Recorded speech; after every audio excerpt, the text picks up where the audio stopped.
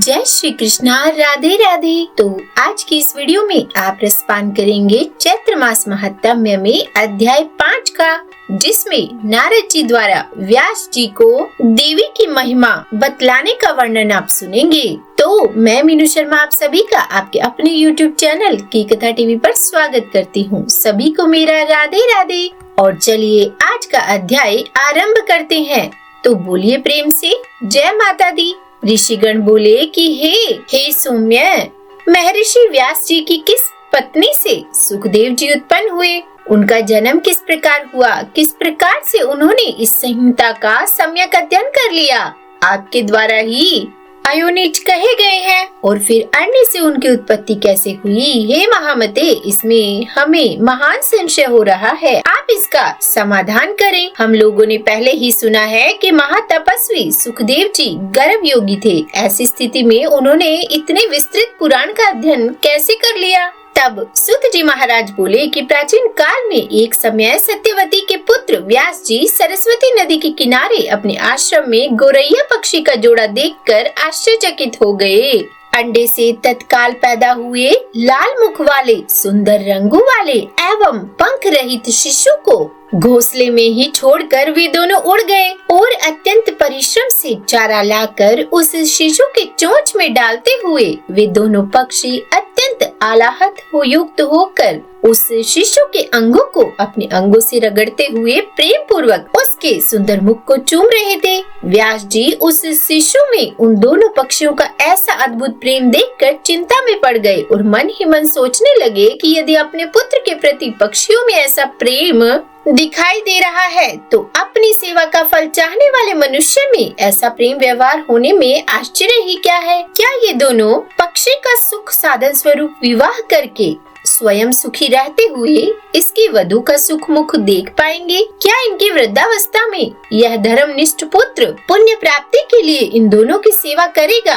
धन आदि अर्जित करके क्या यह अपने माता पिता को संतुष्ट रखेगा और इनकी मृत्यु के उपरांत क्या इनका विधि पूर्वक प्रेत कर्म करेगा, अथवा क्या गया तीर्थ जाकर यह बालक उनके श्राद्ध आदि कर्म करके उनका उद्धार करेगा तथा उनके परलोक साधन हेतु क्या यह विधि पूर्वक इलोत्सर्ग करेगा? पुत्र के शरीर का आलिंगन और विशेष रूप से उसका लालन पालन इस संसार में सभी सुखों में उत्तम सुख कहा गया है। पुत्र रहित मनुष्य की ना तो सद्गति होती है और ना तो उसे स्वर्ग की प्राप्ति होती है। अतः परलोक साधन के लिए पुत्र से बढ़कर अन्य कोई उपाय नहीं है। मनु आदि ऋषियों ने भी धर्म शास्त्र में कहा है कि पुत्रवान मनुष्य स्वर्ग प्राप्त करता है और पुत्रहीन व्यक्ति को स्वर्ग प्राप्त नहीं होता। इस बात में अनुमान की कोई आवश्यकता ही नहीं है, अपितु यह तो प्रत्यक्ष रूप में भी देखा जा सकता है। साथ ही यह वेद स्मृति आदि का भी सनातन वचन है कि पुत्रवान मनुष्य पापों से मुक्त हो जाता है।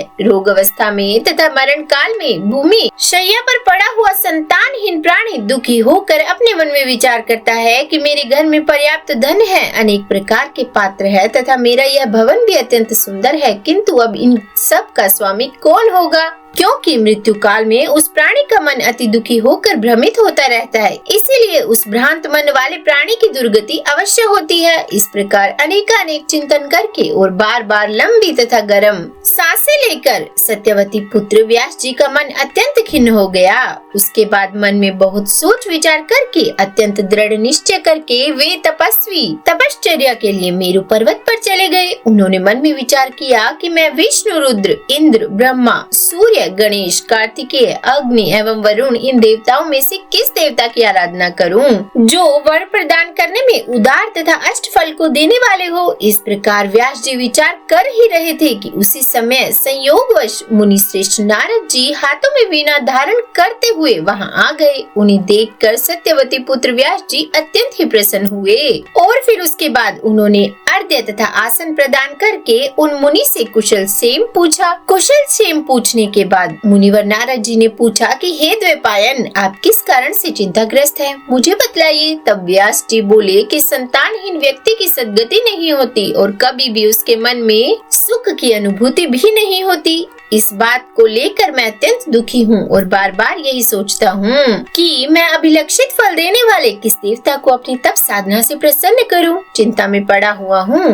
अब मैं इसके समाधान हेतु आपके शरण में हूँ। हे महर्षि, आप तो सब कुछ जानने वाले हैं। हे कृपा सिंधु, आप मुझे शीघ्र ही बतलाइए कि मैं किस देवता की शरण में जाऊँ जो प्रसन्न होकर मुझे पुत्र प्रदान कर दे। तब सूत जी बोले कि व्यास जी के द्वारा इस प्रकार पूछे जाने पर वेद वेत्ता महर्षि नारद जी अत्यंत प्रेम पूर्वक कृष्ण द्वैपायन से कहने लगे कि हे व्यास जी, हे महाभाग, आपके द्वारा जो प्रश्न यहाँ मुझसे पूछा गया है वैसा ही प्रश्न पूर्व काल में मेरे पिता ब्रह्मा जी ने मधुसूदन भगवान विष्णु जी से पूछा था। मेरे पिता ब्रह्मा जी कौस्तुभ मणि की प्रभा से दीप्तिमान शंख, चक्र, गदा और पद्म धारण करने वाले, पीत वस्त्र धारण करने वाले, 4 भुजंग वाले, श्रीवत्स चिन्ह से विभूषित वक्ष स्थल वाले, सभी लोकों के कारण स्वरूप देवादिदेव जगत गुरु जगदीश्वर वासुदेव देवेश जगतपति श्रीनाथ विष्णु को ध्यान में अवस्थित होकर कठोर तप करते हुए देखकर अत्यंत विस्मय में पड़ गए और उन्होंने पूछा कि हे देवादिदेव, हे जगन्नाथ, हे भूत भविष्य वर्तमान के स्वामी, आप किस लिए यह कठोर तप कर रहे हैं? हे जनार्दन, आप किसके ध्यान में लीन हैं?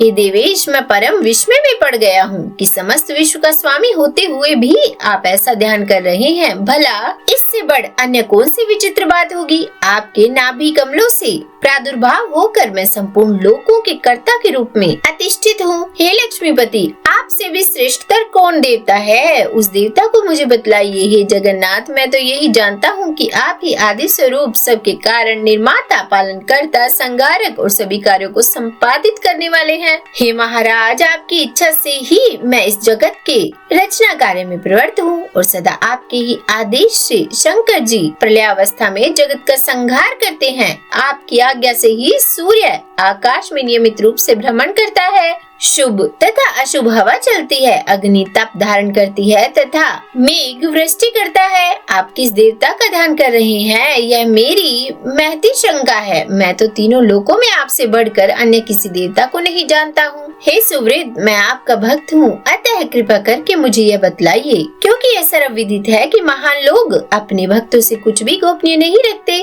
ब्रह्मा जी का वचन सुनकर भगवान विष्णु उनसे बोले कि हे ब्राह्मण, आपको अपने मन की बात बताता हूँ, आप उसे एकाग्रचित्त होकर सुनिए। यद्यपि सभी देव, दानव और मानव यही जानते हैं कि आप जगत की रचना, मैं जगत का पालन और शिव जी जगत के संहार के परम कारण हैं, तथापि वेद तत्व ज्ञान यह तर्क न करते हैं कि किसी शक्ति के द्वारा ही आप सृष्टि के करता हैं, मैं भरता और शंकर जी हरता है। जगत की रचना के लिए आप में राजसी सत्य विद्यमान है, मुझ में सात्विक शक्तियाँ स्थित है तथा शिव जी में तामसी शक्तियाँ बतलाई गई है। उस शक्ति के न रहने पर आप ना तो सृष्टि रचना कर सकते हैं, ना मैं पालन कार्य में समर्थ हूँ, ना शंकर जी संहार कर सकते हैं। हे विप्र, हम सभी निरंतर उसी शक्ति के अधीन रहते हैं। हे सुवृत्त, अब प्रत्यक्ष तथा परोक्ष से संबंधित दृष्टांत भी आप सुनिए। इसमें कोई संशय नहीं है कि मैं परतंत्र होकर शेष शैया पर शयन करता हूँ और उसी शक्ति के अधीन होकर समय पर काल का वशवर्ती होकर मैं उस शयन से उठता हूँ। उसी शक्ति का अवलंबन प्राप्त करके मैं सदा तपश्चरण करता रहता हूँ। मैं कभी लक्ष्मी के साथ सुख पूर्वक विहार करता हूँ और कभी दानवों के साथ अत्यंत भीषण शरीर को चूर्ण कर देने वाला तथा लोगों को भयभीत कर देने वाला युद्ध भी करता हूँ। हे धर्मज्ञ, आप ये तो प्रत्यक्ष जानते हैं कि पूर्व समय में मेरे द्वारा उस महासिंधु में 5000 वर्षों तक भीष्म बाहु युद्ध किया गया था। हे देव, कान की मैल से उत्पन्न अत्यंत दुष्ट, मदोन्मत्त तथा अहंकारी मधुकैटभ दोनों दानवों का मैंने देवी की कृपा से ही संहार किया था। हे महाभाग, क्या आप उस समय परातत्पर करुणा स्वरूपा महाशक्ति को नहीं जान पाए थे? अतः बार बार क्यों पूछ रहे हो? उसी शक्ति की इच्छा से मैं परम पुरुष के रूप में इस महासागर में विचरण करता हूँ और विभिन्न युगों में कश्यप, वराह, नरसिंह तथा वामन के रूप में अवतरित होता रहता हूँ। मैं अपनी इच्छा से वामन, वराह आदि योनियों में उत्पन्न नहीं होता हूँ, अपितु उसे सत्य की प्रेरणा से उत्पन्न होता हूँ। भला ऐसा कौन होगा जो लक्ष्मी के साथ सुखदायक विहार का त्याग करके मत्स्य आदि नीच योनियों में जन्म लेगा? यदि मैं स्वतंत्र होता तो शेष शैया को छोड़कर गरुण रूपिणी आसन पर बैठकर भयंकर युद्ध क्यों करता?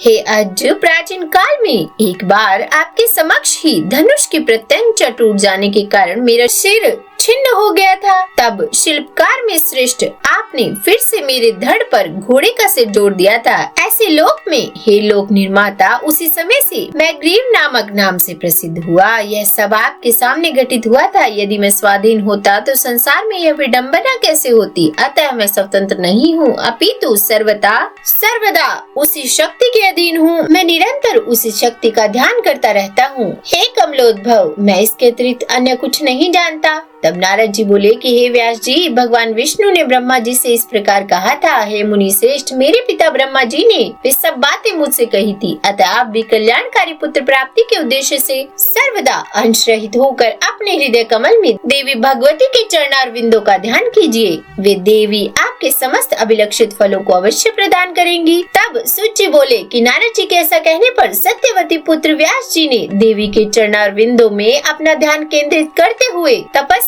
प्रारंभ करने का निश्चय किया और वे इस हेतु पर्वत पर चले गए। तो बोलिए जय माता दी। आज का यह 5वां अध्याय यही समाप्त हुआ। यदि आपको यह पसंद आया हो तो आप मेरे चैनल को लाइक, शेयर एंड सब्सक्राइब जरूर कर दीजिएगा। और हाँ, कमेंट बॉक्स में जय माता दी लिखना बिल्कुल भी मत भूलिएगा। तो बोलिए प्रेम से जय माता दी।